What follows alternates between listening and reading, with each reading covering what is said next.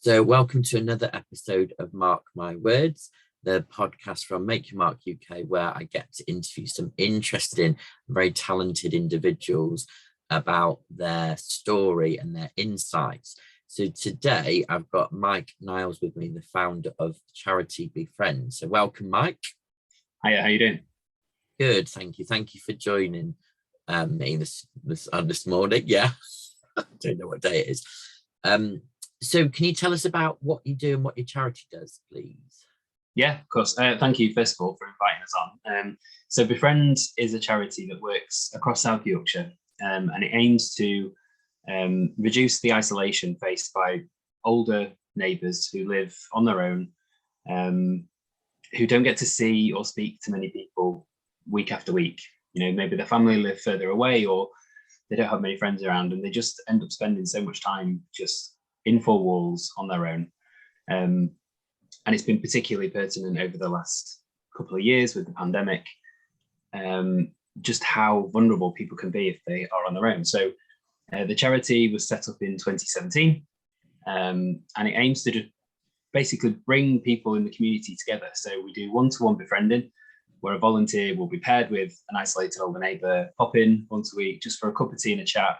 It could be on the way home from work, could drop the kids off at nursery and do it on the way home. It could be just after the big shop, and just basically just get together and form a bit of a friendship and a bit of a support.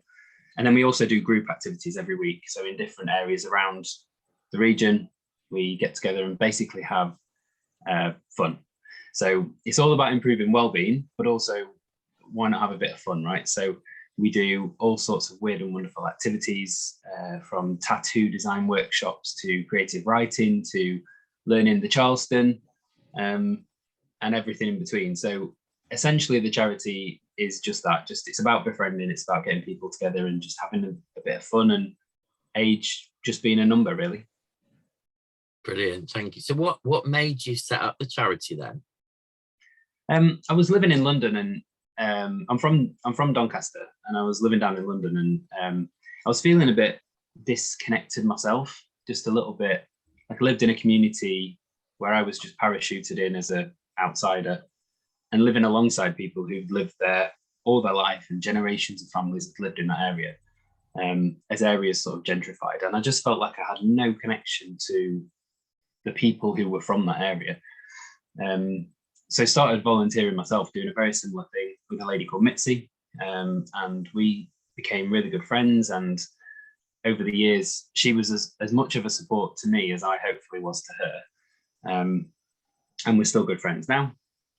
And I decided to move back out of London. I think I'd had enough of it, and looked at the situation in Doncaster, and it was just dire. Like there was nothing for old people who lived on their own. There was no support structure. And very little connectivity between people who lived in certain areas. So really it just started as an idea, if we could just do this with a few people, replicate what I did as a volunteer in London, it'd be lovely. And then quickly realized there was such a huge appetite, and people really bought into the idea and wanted to do it. So yeah, it kind of grew from there. And what does it feel like now, looking back over those few years, how it's grown and how you're now literally delivering across South Yorkshire? It must be a great feeling. Yeah, it's really odd. I mean, we first met right at the very beginning of the whole thing. Like I came and spoke to you and I was like, I ain't got a clue what I'm doing. Can you give me any guidance? And you put me in touch with some really good people and gave me some really good food for thought. And thinking back on that time now, it's 5 years ago, and it seems like 50 years ago. And I've got the grey hairs to prove it.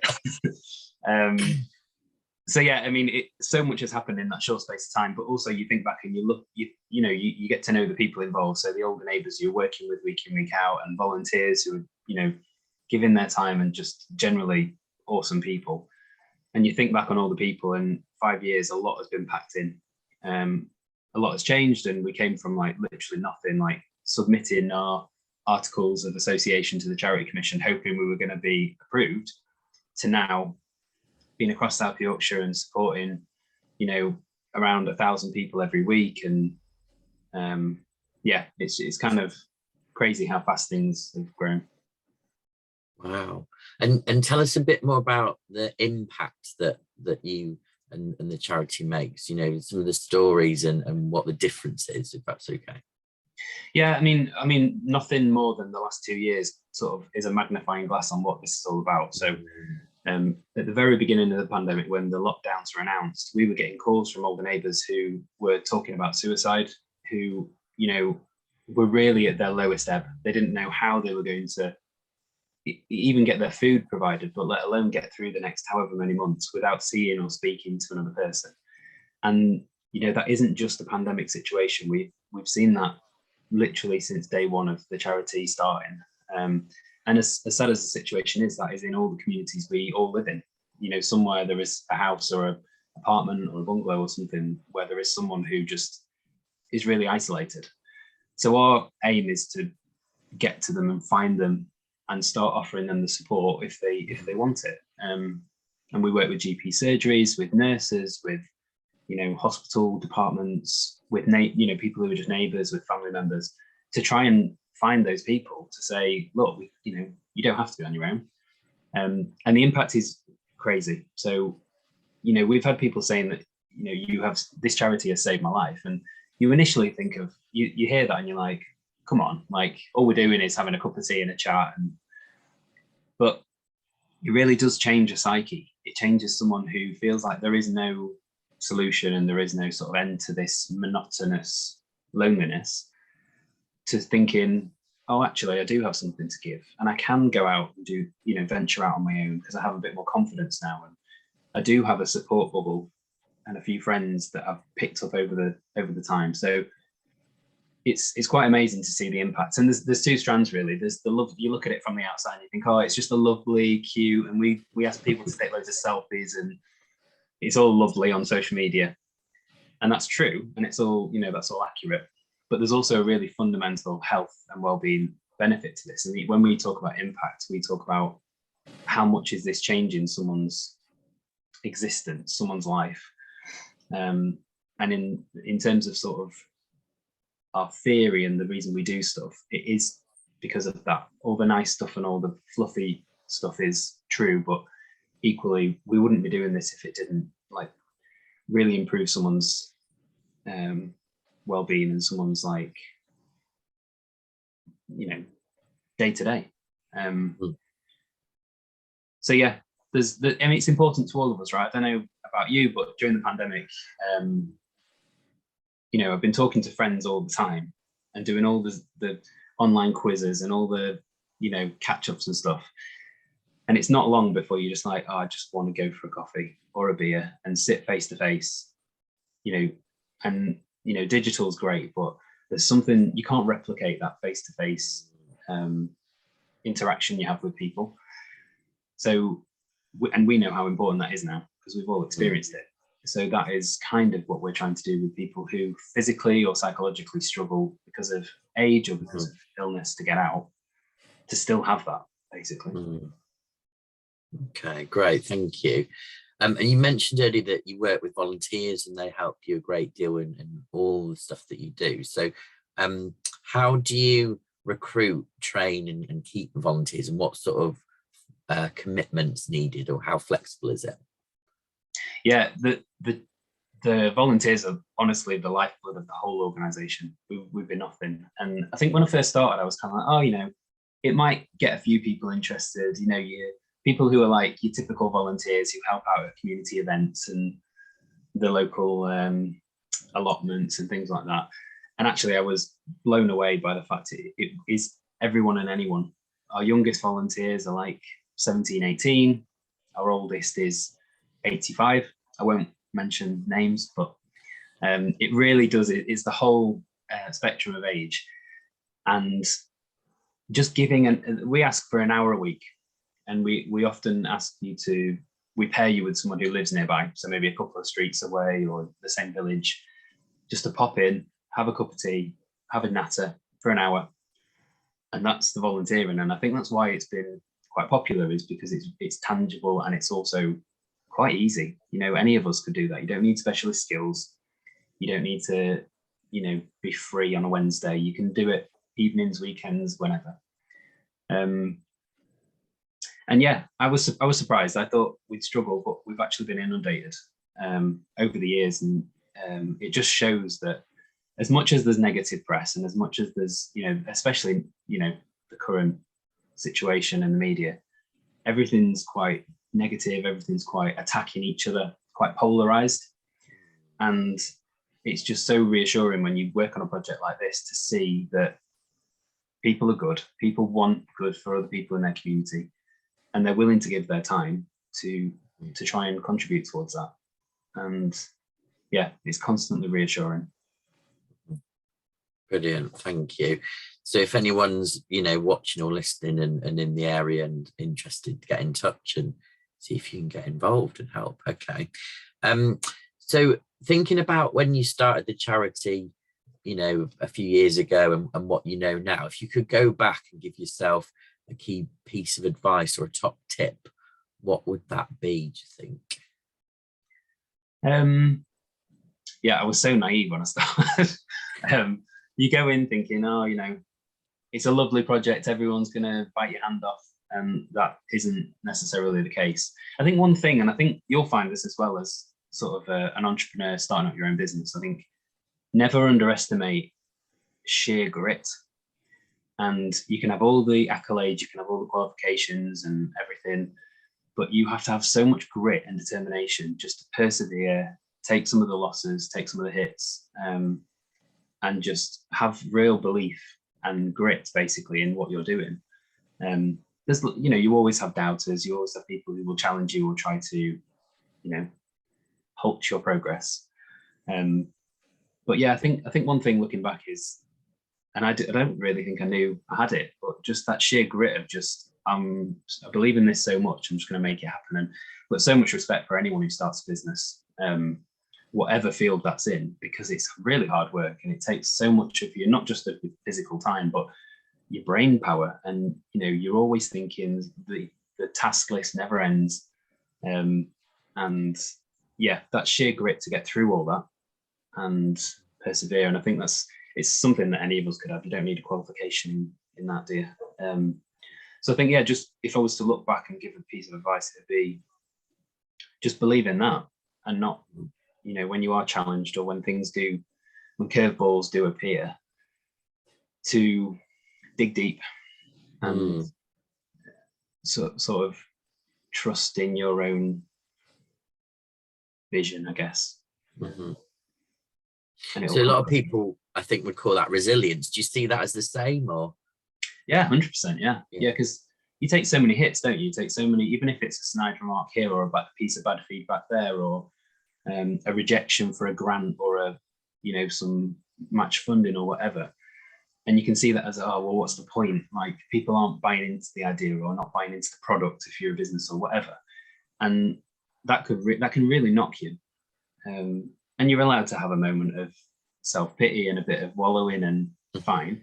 But then you wake up the next morning and you've got to almost be like, right, back to it.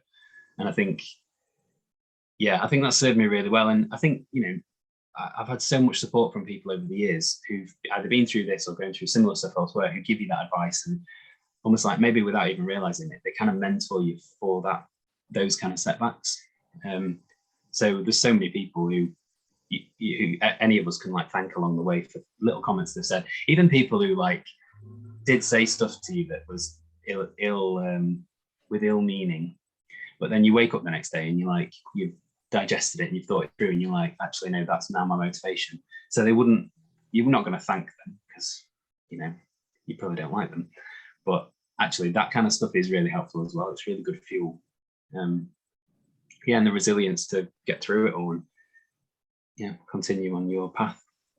Mm-hmm. And when you've had sort of comments like that or setbacks, what's that been about, do you think?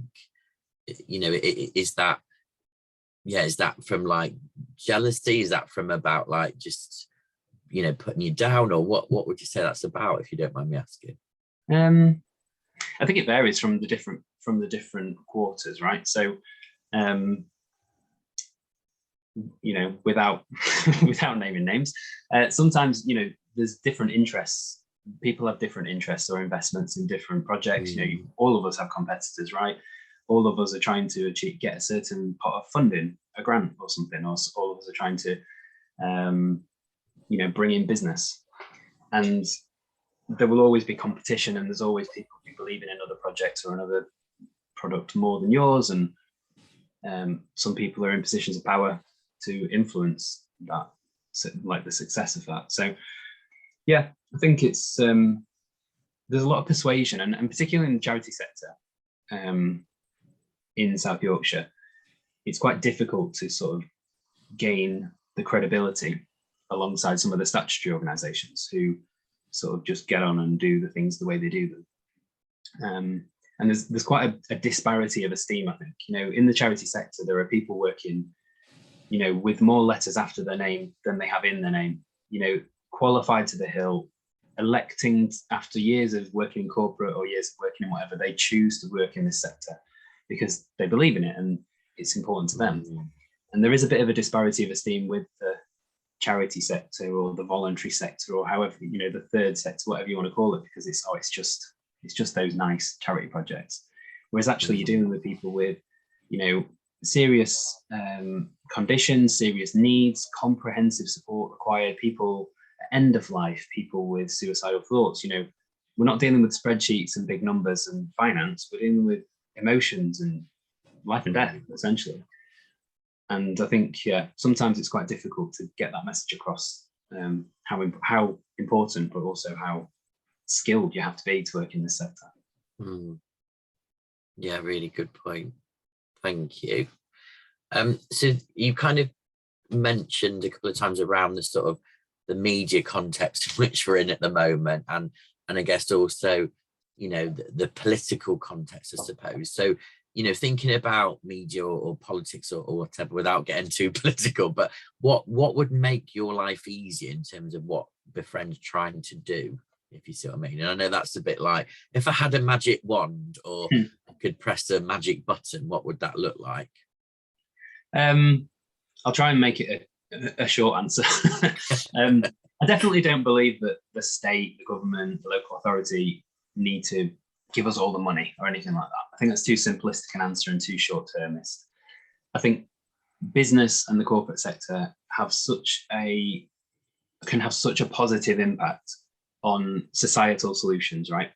Their workforce, the families of the workforce are in the community. So I think it's in their interests, in all business interests, to make the communities as thriving and as healthy and as good as possible. So no business wants to know that a staff member is on free school, has children on free school meals, or is going to a food bank, or has an older person who's just retired who now is just in four walls on their own, weeks and weeks at a time. So I think there's huge benefit in not seeing corporate as like the enemy, them versus us, like charity versus corporate are so different. I think it has to be a collaborative. And looking at sort of long-term solutions, we work on a political cycle of 4 or 5 years or whatever.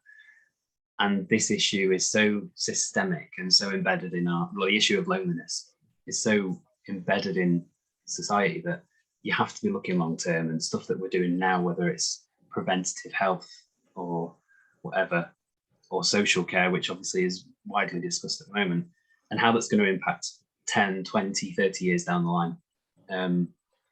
Whereas obviously a lot of the discussions are what's going to get us elected, or what's going to get the popular vote now, or what's going to sit well in the press.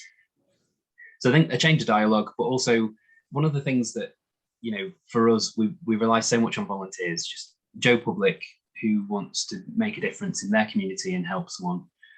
And I think maybe working to incentivize that to a point, not even necessarily financially, but just that giving your time is actually really valued by the community and by society. And, no one wants to think of an older person on their own at the end of your street or a few streets away. And we're all ridiculously busy. Like, you look at your week and you think, I'd love to, but where am I going to do it? I've got 3 kids, I've got work, I've got family, I've got parents, I've got, and that's all valid. So how can we encourage, all of us to just spend a bit of time with people around us, and almost like, the world is so interconnected now. We can see what's happening in Wisconsin, or we can see the news in Nova Scotia, or we can see what's happening in, I don't know, another country around the world. And we sometimes forget what's happening just around the corner and the people who are like in our close quarters. I think the pandemic at the start and the lockdowns were good for that, because, you know, you get to go outside, you get to see stuff you'd normally drive past, you get to meet people on your street or whatever that you didn't before. And I hope we don't lose that, because I think, I don't want to speak obviously for anyone else, but I definitely found more value in being connected locally than I had ever before, I think. And it meant more to me, I think, that I knew who my neighbours were, and I knew what was going on, and I wasn't just leaving the house, getting in the car, going to work, getting out of the car, getting in the house. Do you know what I mean? Like, so yeah. It's not sorry, I didn't answer the question. It's not a silver bullet as in what would help, but I think there's a few things that could really be looked at. No, I think useful insights. Yeah, and I think there's that saying, isn't there? If you want something done, ask a busy person. So it's about that. You know, how do you carve time in to do something and to make your bit of difference, I suppose. Okay, so thinking about what's a typical day like for you then? So as a charity founder and chief exec, what sort of things are you doing in a day? What do you have to manage, juggle, think about? It's definitely changed a lot over the years, as it does for anyone, right? So you start off spinning every plate, and then luckily, because we've been quite successful, we've got a bit of funding in, we've managed to show what we're doing. We've managed to hire some amazing team of people who do different things in different areas of South Yorkshire. You know, South Yorkshire is massive. I don't think I realised that at the start. I think Doncaster's the largest borough geographically in the country, and South Yorkshire is just huge. So, yeah, that was a wake up call.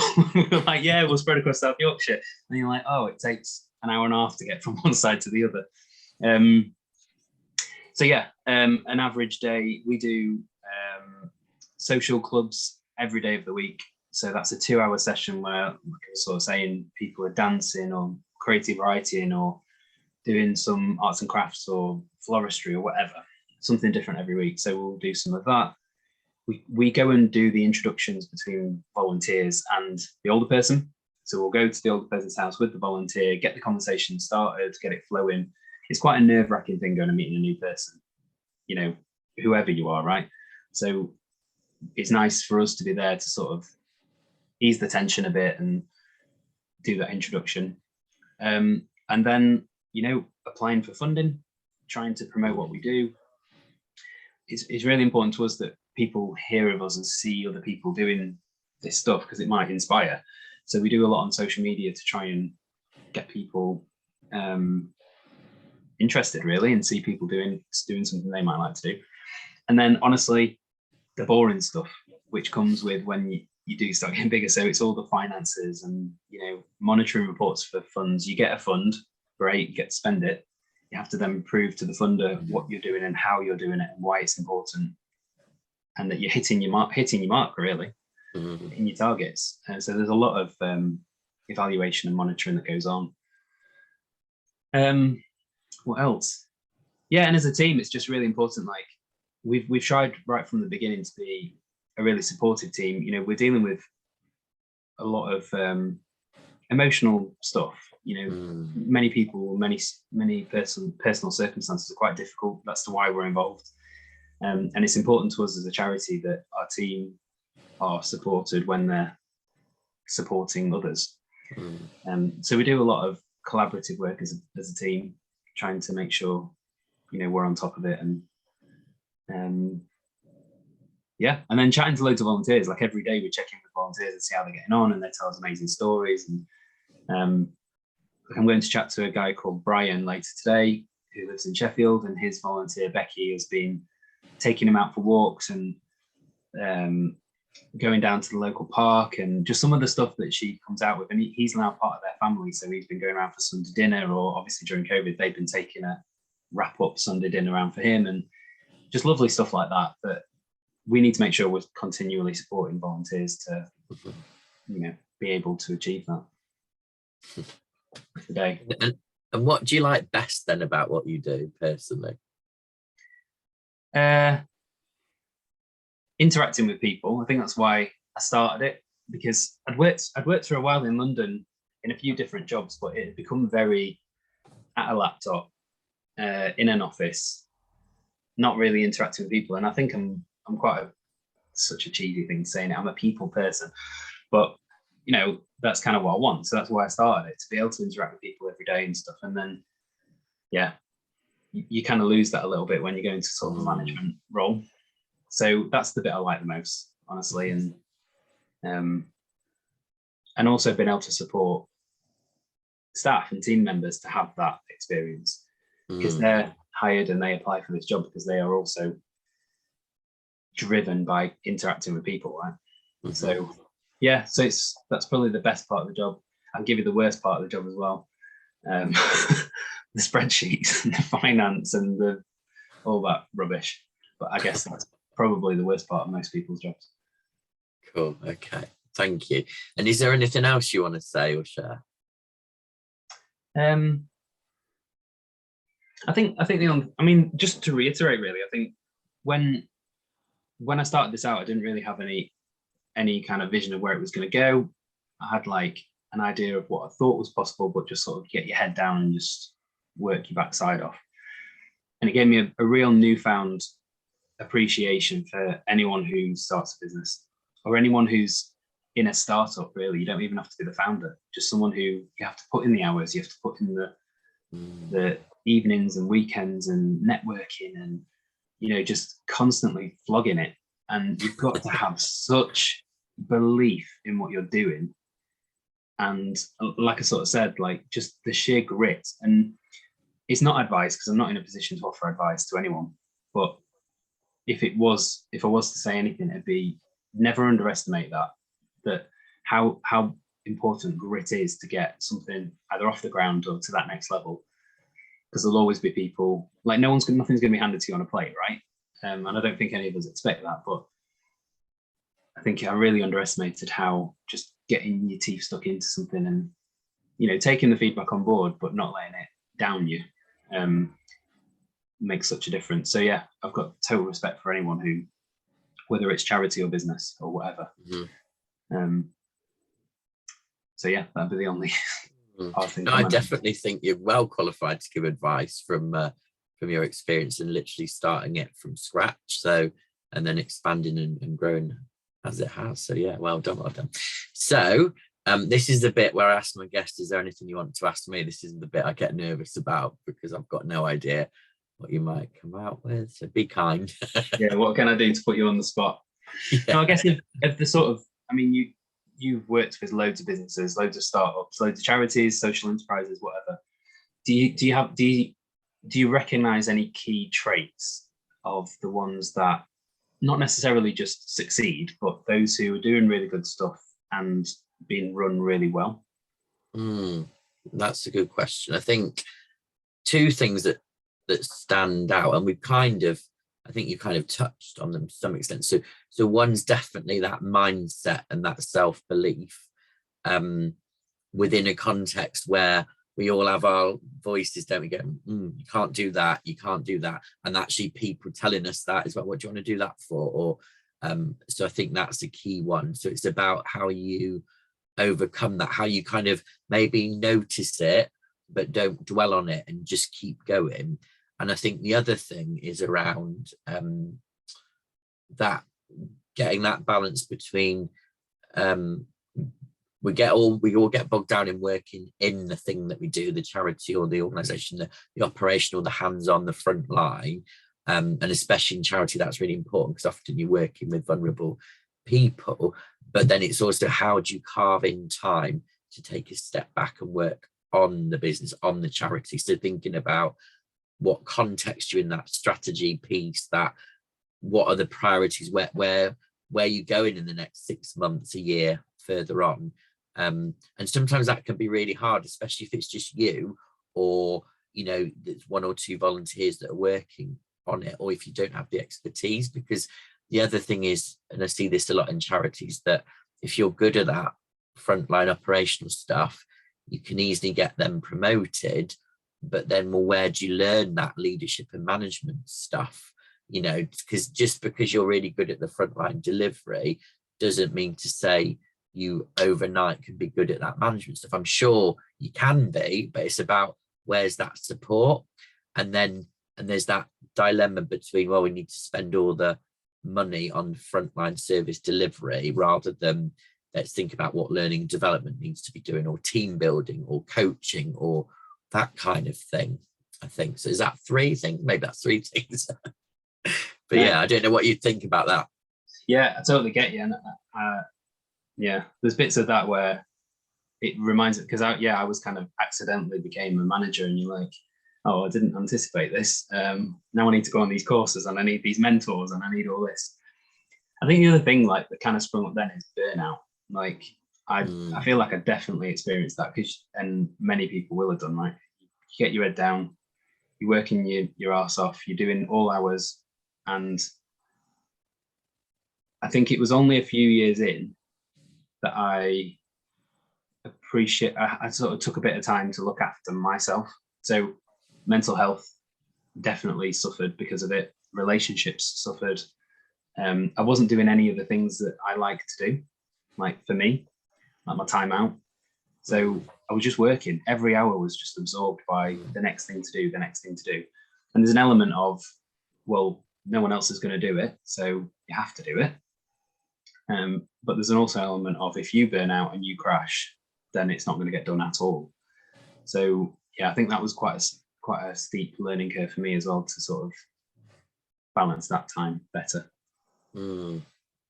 Yeah, really good point. I definitely recognize that. And it's you know, it's that whole thing of, isn't it, you've got to put your mask on first before you help somebody else, as they say on airplanes and stuff. Yeah, it's all good. Yeah. Okay.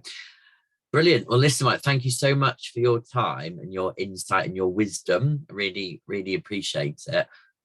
Keep up the fantastic work. And again, like I said, if anyone's listening to this and thinking about, actually, I'd like to get involved as a volunteer, or maybe they can support in other ways, be it financially, donations, giving other in-kind support, then please get in touch with Befriend. So yeah, thanks for your time. Cheers.